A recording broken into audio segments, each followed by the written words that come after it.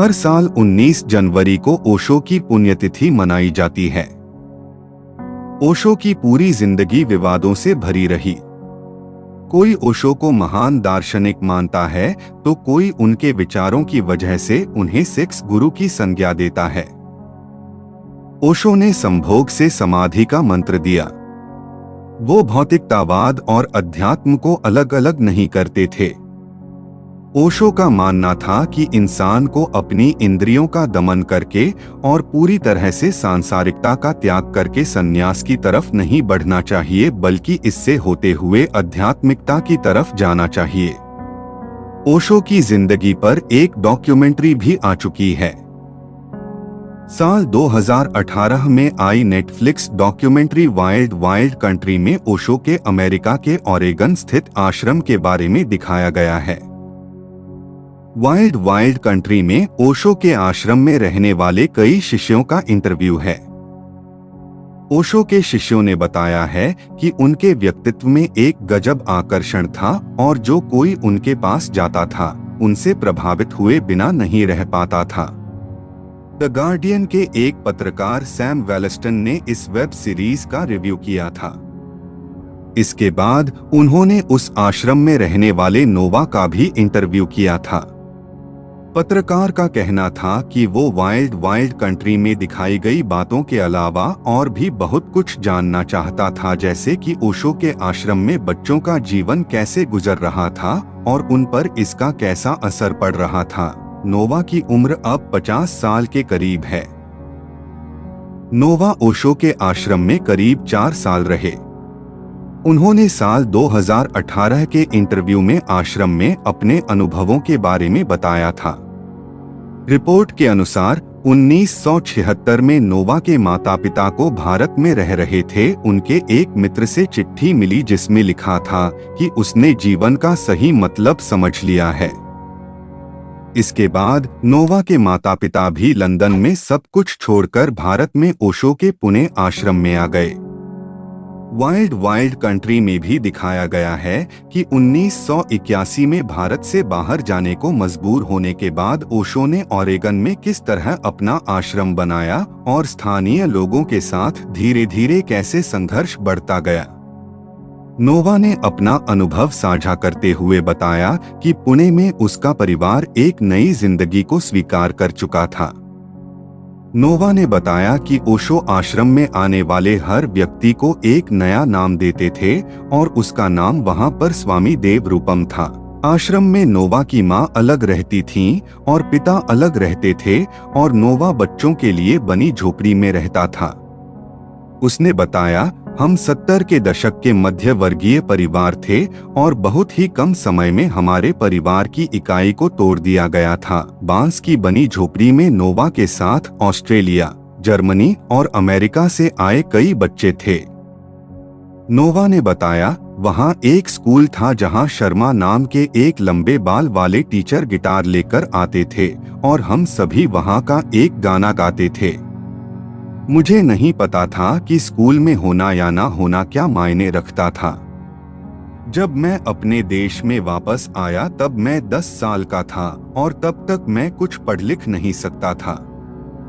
मुझे 2 और 2 को जोड़ना भी नहीं आता था। नोवा ने बताया कि पढ़ाई तो नहीं, लेकिन उसने स्मोकिंग करना जरूर सीख लिया था। 6 साल की उम्र में उसने हशीश वाला केक खाया। वाइल्ड वाइल्ड कंट्री में दिखाया गया सबसे हैरतगंज सीन ओशो के पुणे के आश्रम का है, जहां गद्दे से भरे एक कमरे में लोगों को हिंसक तरीके से भोग विलास करते दिखाया गया है।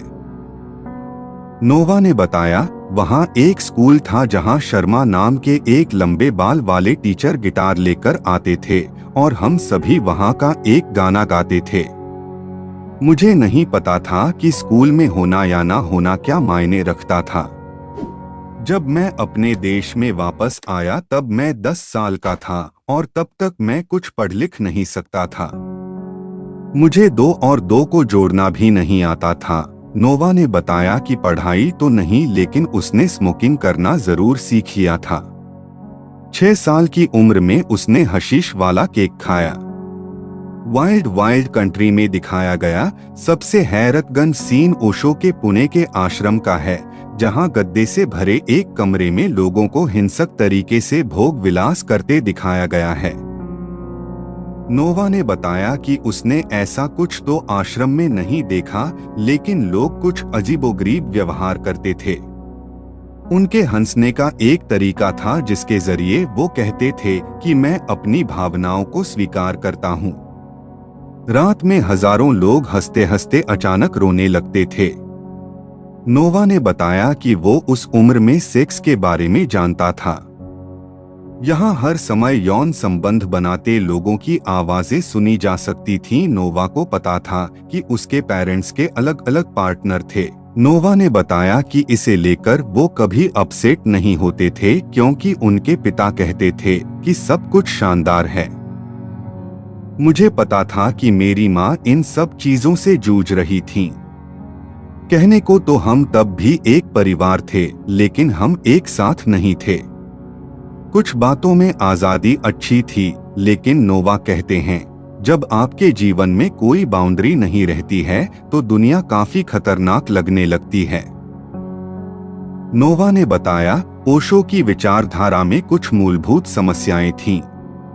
मेरे लिए मेरे जीवन का अर्थ परिवार, पारिवारिक रिश्तों के बारे में था, और ये मानना गलत था कि ये बच्चे सिर्फ इस जंगली जगह में बड़े होकर खुश रहेंगे।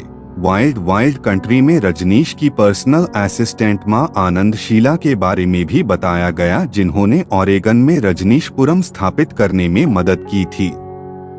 नोवा ने शीला को एक आत्मविश्वासी और मजाकिया औरत बताया। उसने कहा, मैंने अपना माता पिता से सुना था कि उसके पास बहुत पावर थी और वो थोड़ी निर्दयी थी। नोवा ने याद करते हुए बताया कि कैसे वो बाकी बच्चों के साथ वाइल्ड लाइफ जीता था, जैसे कि जमी हुई नदी पर कूदना, सांपों को मारना, डिब्बे में मकड़ियों को भरना और उन्हें एक दूसरे को मारते देखना। ये कई मायनों में शानदार अनुभव था। हालांकि उस वक्त की एक दुखद याद भी है। उसने बताया, एक रात हमें बियर का 1 गैलन मिला और हम लगातार बियर पीते रहे थे, और वो पहली बार था जब मुझे नशा चढ़ा। 10 साल की उम्र के हिसाब से ये बहुत जल्दी था। मैं अपने माँ बाप के पास जाना चाहता था। नोवा ने बताया कि वहाँ के बच्चे सेक्स के मामले में भी बहुत एडवांस थे। वाइल्ड वाइल्ड कंट्री में स्थानीय और सन्यासियों के बीच की झड़प ज्यादा दिखाई दी गई है, लेकिन उसके अंदर की कहानी ज्यादा दिलचस्प है। नोवा ने बताया कि अगर कोई मध्यम वर्गीय परिवार इस आश्रम से बाहर निकलता है तो उसे कैसा महसूस होता है, वास्तविक दुनिया उन्हें कैसी लगती है, और वो किस तरह सही गलत के बीच अंतर करना भूल जाते हैं। 1986 में शीला को हत्या और फर्जीवाड़े के मामले में दोषी ठहराया गया और उसे जेल हो गई। नोवा ने कहा, हम जब बाहर निकले तो मेरे पिता ने मुझसे पूछा कि तुम क्या करना चाहते हो, और मैंने कहा था कि मैं स्कूल जाना चाहता हूँ और चीजों को सीखना चाहता हूँ। नोवा के भाई ने भी यही इच्छा जताई। अपने अजीब से बचपन पर नोवा ने बताया कि उसने जो भी अब तक अनुभव किया था, बाहर निकलने के बाद अब उसका ठीक विपरीत महसूस करना चाहता था। उसने कहा, मैं जितना संभव हो उतना सामान्य होना चाहता था। मैंने अपने लिए बहुत सारे विकल्प बनाए। नोवा ने कहा कि यह बहुत अच्छी चीज रही कि हम उस आश्रम से बाहर निकल आए। अगर मैं ज्यादा दिनों तक रुकता तो बाहर की वास्तविक दुनिया मेरे लिए और मुश्किल भरी हो जाती। नोवा ने बताया कि रजनीशपुरम खत्म होने के बाद भी उसके पिता उससे बहुत लगाव महसूस करते थे।